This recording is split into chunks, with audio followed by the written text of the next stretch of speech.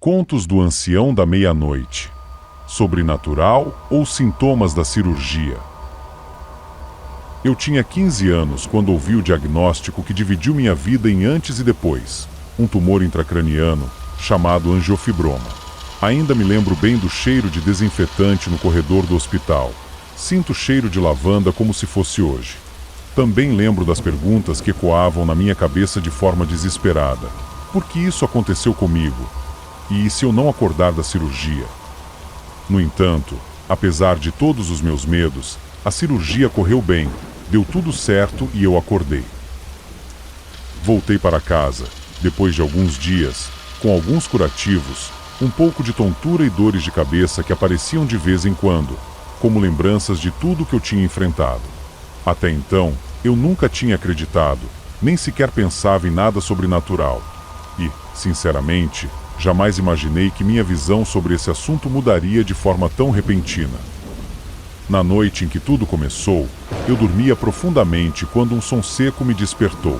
Eram palmas, 2, depois mais 3. Achei que estivesse sonhando, mas o ruído ecoou de novo no escuro, como se alguém estivesse ali, dentro do meu quarto. Olhei para o relógio. Era 1h56. Quando meus olhos se ajustaram à escuridão, meu coração quase parou. Havia alguém ali. Uma mulher alta, que ficou parada por um instante, e então começou a caminhar lentamente de um lado do quarto até o outro, batendo palmas como se estivesse chamando a atenção de alguém. O terror tomou conta do meu corpo. Tentei gritar com todas as minhas forças, pedir socorro, mas a voz simplesmente não saía. Quando finalmente consegui me mexer, procurei o interruptor, tateando no escuro e consegui. Acendi a luz. Ao fazer esse movimento, tirei os olhos dela por um segundo e quando olhei novamente ela tinha sumido como se nunca tivesse estado ali. Devo dizer que a casa onde morei toda a minha infância sempre foi um lugar normal, sem nenhuma história estranha ou assustadora. Só que a partir daquele momento, aquela visão abriu uma porta na minha mente que eu nunca consegui fechar. Mas o pior mesmo aconteceu quase 10 meses depois. Era por volta das 3 horas da manhã. Eu estava acordado na cama, esperando o sono voltar, quando ouvi um som vindo do lado de fora da janela. Não era um cachorro ou um gato. E tenho certeza que não era nenhum animal que eu pudesse reconhecer. Aquele som era como um grito áspero e angustiante, misturado com um lamento grave. Sentia como se aquele som pudesse vibrar dentro do meu peito, muito perto mesmo, como se estivesse acontecendo debaixo da minha janela. Fiquei paralisado, incapaz de mover um dedo. Estava com medo de respirar e ser ouvido por aquela coisa que estava ali. O som parou tão de repente quanto começou. Então consegui me mover novamente e a primeira coisa que fiz foi saltar da cama e correr para o quarto da minha mãe. Acordei ela, contei tudo, mas ela só me olhou. Visivelmente irritada por tê-la acordado, suspirou. Depois se virou e foi dizendo que eu já não era mais criança e que precisava parar com aquilo. Mas, mesmo assim, levantou para verificar o que estava acontecendo. Ela foi até a cozinha e abriu a porta, deixando o nosso cachorro sair, como sempre fazia. Alguns minutos depois ele voltou correndo, todo eriçado, com o rabo entre as pernas, como se tivesse ouvido ou visto a mesma coisa que eu. Falei para ela: "Mãe, eu ouvi alguma coisa lá fora." O cachorro também ouviu e ficou com medo. No entanto, ela só balançou a cabeça, convencida de que era coisa da minha imaginação.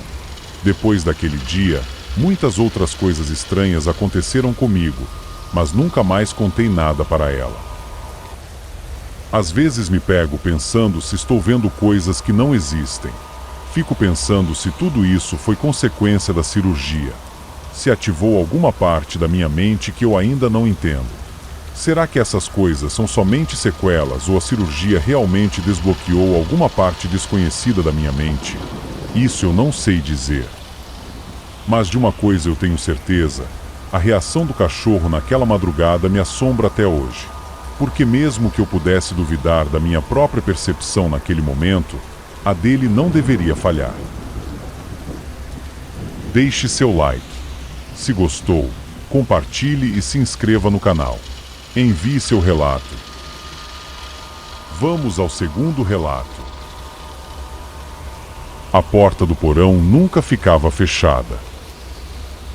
A primeira coisa que me incomodou naquela casa foi o cheiro. Não era esgoto, nem mofo. Era um cheiro frio, como roupa guardada por muito tempo, misturado com algo metálico. Só percebi depois de assinar o contrato. Até aí, parecia só uma casa antiga, daquelas com piso de taco rangendo e portas que nunca encaixam direito. Mas o porão, parece que sempre esteve lá. Deixe-me falar sobre ele. Era uma portinha de madeira no corredor lateral externo, entre o tanque e a caixa d'água. Pequena, com uma maçaneta redonda e um trinco de ferro. Dava acesso a uma escada estreita que descia direto na escuridão. Minha namorada achou vintage, algo totalmente desnecessário para mim. Essa porta sempre estava aberta, não escancarada, mas o suficiente para me incomodar. Fechei a porta com força na primeira noite, mas no dia seguinte estava entreaberta. Achei que não tinha trancado direito. Na noite seguinte, fechei com mais força e empurrei uma cadeira contra ela. Mesmo assim, no outro dia, aberta. Sempre do mesmo jeito, encostada e com uma fresta, como se alguém a tivesse empurrado. Coloquei um cadeado e tranquei com uma corrente. No dia seguinte, a corrente estava no chão e o cadeado ainda trancado unindo as suas duas pontas, mas fora do trinco. Não falei nada. Achei que minha cabeça estava começando a pregar peças. Até que uma noite, por volta das 3 horas da manhã, ouvi passos lentos e pesados. Era como se alguém subisse os degraus do porão. O som parou do lado da porta. Fiquei imóvel na cama, suando frio. Depois disso, silêncio. Só tive coragem de me mexer novamente quando amanheceu. No dia seguinte, tive a brilhante ideia de gravar o que estava acontecendo naquele lugar.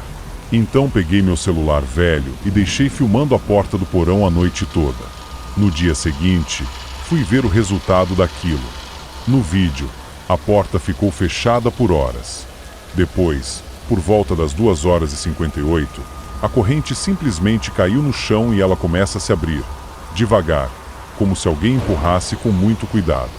Não tinha vento naquela hora. A porta simplesmente se abriu, como se eu nunca tivesse trancado. Dava para ouvir aquele som áspero de madeira contra madeira, raspando e forçando para abrir. E então, silêncio. Nesse instante, uma pequena estática no vídeo.